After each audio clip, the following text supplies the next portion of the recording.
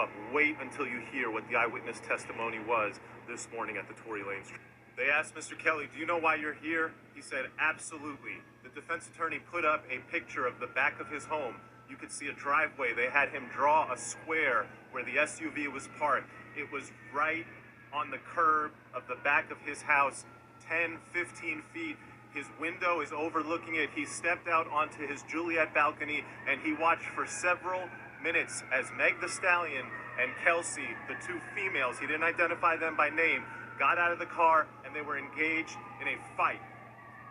It was violent, it was quite aggressive. It started with arguing that woke him up in the middle of the night. Where his house is, often him and his son are woken up in the middle of the night by people who stop in and around the back of his home. This was another night, arguing, escalation, two women fighting. He watched the whole thing while standing on his balcony. Oh my God, it gets crazier. As he looked down on a fight that he described as quite violent, he then saw the larger gentleman, this is presumably the security guard Quan, come and violently try to separate them. Eventually all four were involved in what he called an aggressive, everyone fighting, essentially just a melee, a free-for-all between four people in the middle of the night, right outside of his back window. He said at one point he saw one woman go back towards into the car. At that point he saw a muzzle flash. Then he said there was a man, and after the first few shots from the woman came off, he saw the man getting involved with the woman and more shots went off. On cross-examination, the prosecutor asked him, did you see the man shoot? He said, yes, I saw the shorter man with the gun shooting violently in the air at least 5 times. Okay, wait, what? That's not what you just testified.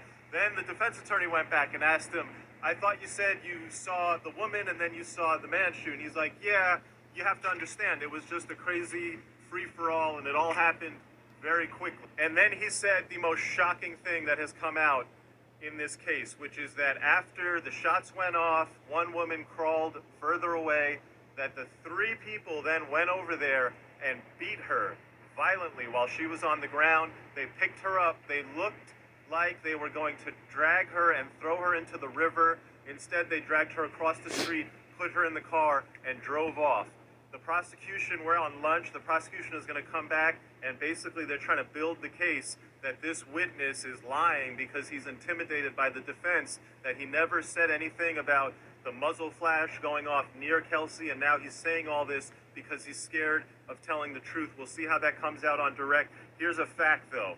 He has been consistent about a couple things. One, the 2 women were outside that car fighting for several minutes, escalated, started with an argument, then it got quite violent, and the security guard came out to try to separate them. The idea that the jury would credit Meg's testimony, which is just completely contradicted by this eyewitness, is highly unlikely. The prosecution has major work to do to save their case, which is absolutely on life support right now.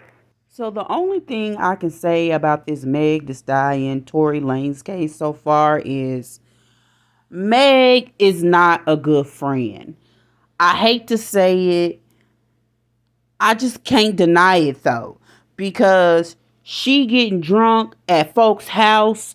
She sleeping with other folks' dudes on the side. She fighting with her best friend. She cussing everybody out. She's a belligerent drunk. Like, she make good music, good hot thotty music, but she is not a good friend.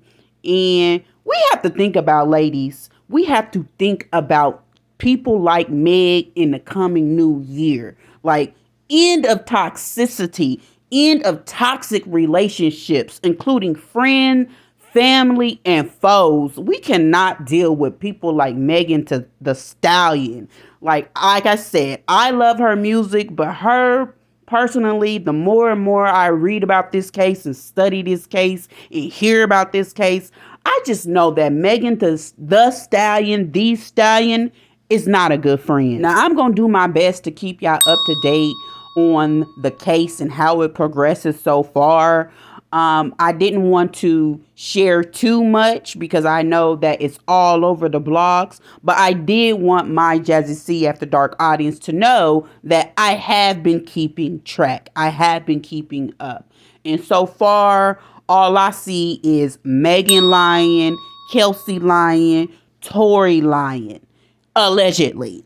All of them, right? This case has been going on for 2 years, and I'm so freaking tired of hearing about it. I'm so freaking tired of it being in the news and in the blogs. I just feel like at this point, no one can keep their story straight.